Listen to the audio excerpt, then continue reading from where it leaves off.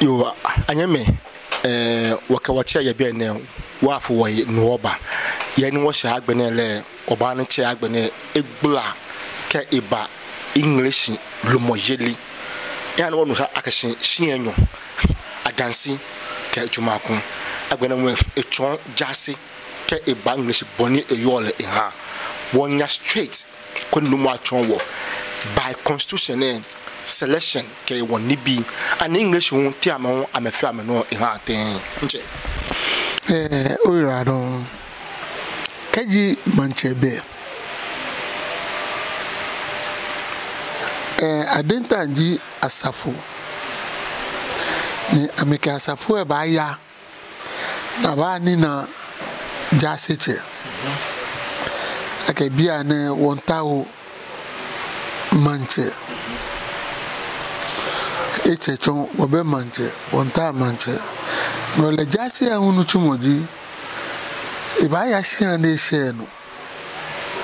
ne yakela ke bia ne ma ke etao eche si beche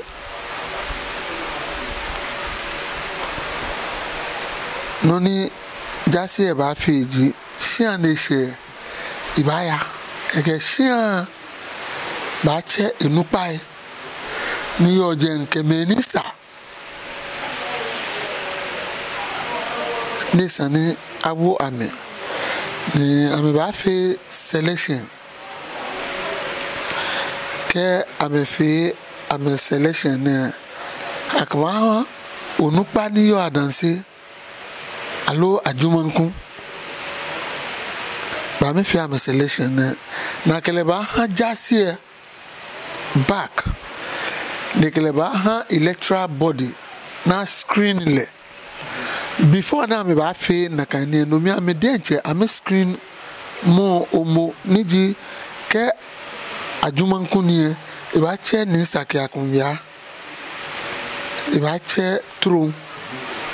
na ma me ba screen gbomo ake gbomo ni wo kele ya wo kwele ake ehilo ka me dencha me na ke na agbabe den de ka che jase e ka ke ha jase e ke jase hu ba form electoral body jeme electoral body eji the four kingmakers Sampa Kojo Sackey Akuntu Kojo ke appear njine ke four kingmakers ne aba constitute ame eke ache ni Sackey Akumea ni ji Adanse manche eke ache ajumanku manche ni ji niato no manche no head ya ajumanku not niato o femo ko ke boji we kunu pa lo boji head of ajumanku your name must be niato okay na bache niato ni la to kunka ni di throne ni Sackey Akumea ni di Adanse abache afie na manche abache ni aikwe abache afie na manche ekache wiejia onupa okunupa niji more or less Antonyami ni ameba screen candidate that is electoral body okay mina menna yehe no na ameba na yehe ameba hani ali kaji amenna konoko then amekeleba ha jase chair back just chair ba refer ha the key make ruling house is akegbomo nu okelete sanekube agbon ba instruct le nekela ha key make say na me perform secret custom eta ka me gbe na akeleba cho mi na ba cho le bona bu o mama bona ta shi agwase boni manche yuo boni manche fio yochi sinojinabo ba chombo ne me ne fe ye Ngleshie no ni wa Nleji ke tomate agwase aha bomoko achombo mo ba ne ba bu ke he ne ba ta yo hin tuntun no eyo kadi ni be ko me ba fe ko sita mo hin o wie no gba ke ya eko ye no ne ba fe ni o ba jaje ohi no bode che a control bu no o fe ta frache o fe oni nkeke ka gbe fe na den na kele ba na kele ba ha sipi ni di asafo bi e fe amihin yen lo ake agbomo ni wote ebo modern lene agbene aida ajumanku onupa eneje ajumanku ejeju Adanse eje onupa ni oje me den le ba present le ha senche ni di sampa kojo ke jase ni twa ke be Mantse na wo ne ka bon tun tramo for celebration be ni twa ke awo Mantse boni eyo le na an wokwe English amesu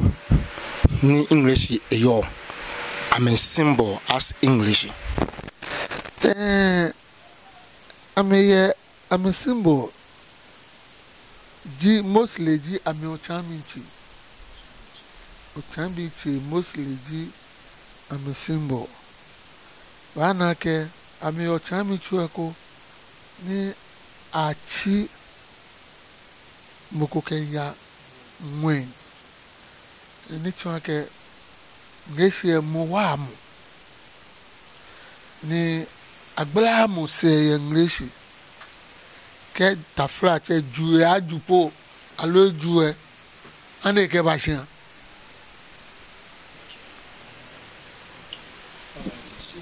danu ba ngo yingmene because we can sande gbani wona ka shin sajin piete shi English shi minju ogbe pamo ken ha English e ko mefemo no ya ka gbe na finally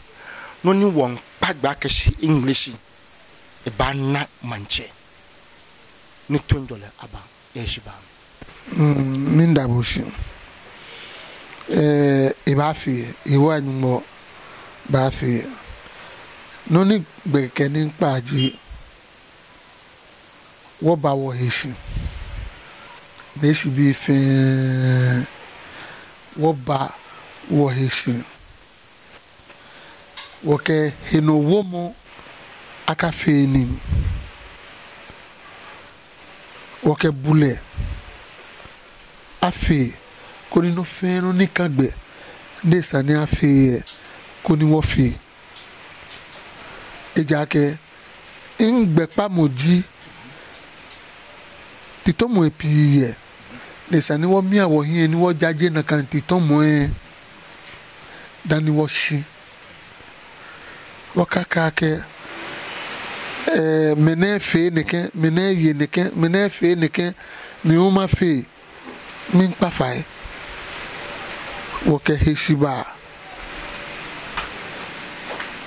humility esi kamu woke ofa ne afita wo wi mo ke wono fe no yi ni wo ye anu kwale wo ye wo fe ni nija ni wo ye anu kwale wo ka kwa ke in advantage ne mene na ne kan advantage ne ni mene ke fe ne mi u ke advantage dabi je mene ji ni gbeke mene ayeke hani samu wo ye ni wo ba sa ni bona fe bi ni mba wo se amena ameka na agba ni me ne ba ke je mi me ne ba ke mi ni ngbe pamoji okay come femu ba wo Ngleshie Mantse ni eke twenjole ke suma ba omo ke awo okay je na kan wo ba pe a table conference koni o grievances alo na agba ni yo no tun ke je menesi mi no ke ba ko na kwe ni kanto pe ti to mo ba eko lele mo me ni wo fi oni eko won jo nglenu bo ke jo nyun ke ba o gba bo temi ni wo kwa ke ani won ji won nglenu lo ko ni wo fe no ni sa ko ni bi ni baba ami ba na to enjole ife mi akekeji ake ama estate ye Ngleshie shipon no aha Ngleshie shipon bi abaje Mantse na ba klo to ma lo ye danso ma enye bale na kan keja wo Ngleshie Mantse ojogba no ni gbenu opa ni politicians le hun sumo ake gamefi e komi kept me you again with me. It is a fact. Politicians sumoni gamma fe kome ejake sitting government e gan. Ni gan your authority. Ni ke gametation amen blow the whole world bana. Na me wo tumoboni in your politicians say na ke shipon keshka you know na ke convince o no ami wo tembe simin pa game fe fai ake wo hinu waka dwen nkome no wo hinu ni wo wa ni gan abamas keje lagba ka gbe Adanse la ni wo fe ekome engon na hu wa ake nyese nemba platform no ni bakpa mo femu ni Ngleshie fa ke mo femu ke no awo etumi koni wo kwenu ni iwanyu mo ba fi koni wo yue mu agbo ni wo fe wo yo koni wo pa yue mu lele iwanyu mo drumo na abomitoi ni he mo ke ili ko mi ake abacha no be fio mi oba fe press conference ejake won fe Adanse stretches ni ake yolumu ni oba gbe na very soon ke wo gbe na oba ba wo fe press conference ye no koni nga ni me ko me yo yesa na amewo ke he na me na wo eni woto fan ye koni ame hu ameke hawo koni wo jaji nike wo feel once and for all feel ni yoni manye nke hane ni radon abrade kode watche ke woni ke wolumo bana ni Sackey Akumea nji Adanse Mantse nji laji ekpa no eke waye biesan eke wa bana gbe ekome femo no ya ke Solomon dindo ni esuo daagbi na esumo akashinka wonwe ngo aba wowe momi Ngleshie bi fe to be no wache awie ne ewohye ofe wakpa gba akashin echenchon oba na wache e ba duma wona ni lehun kanoko e wakwashi wache akashi wache nya wose ni eno ke hawo won kpa fae akashin mofiamo ana e wontwi beni wache awie amantuni yese kaji oyemfuko alota no twon odwemo chi obenkecheme ni kono kame anasa ne gba eyin lepe ni wontawo wonda nya finish akashi nya fetue nya ka bowotue be ne samen yesa ne bimoin kagba nga wonya ka baba obachi obenkeche ekon de ko anasa ne gba shimene egba ne bi minsan yo wa ajole de hala jomo kanile ni emoami ni ewajele ni no ni eka etuna ka se ba fe kewa Ngleshie ni Ngleshie adomoshin fe eye omanye bona fe ke bona baale ni bona ya nakanye ke ti abomanye papa akashi leyi no ni fe ni Ngleshie tamoshin nya no ka Solomon apiale kan yemme fene nsu akashin English ban be ka masa be fe no mo ajo nye fe ne ke wojuno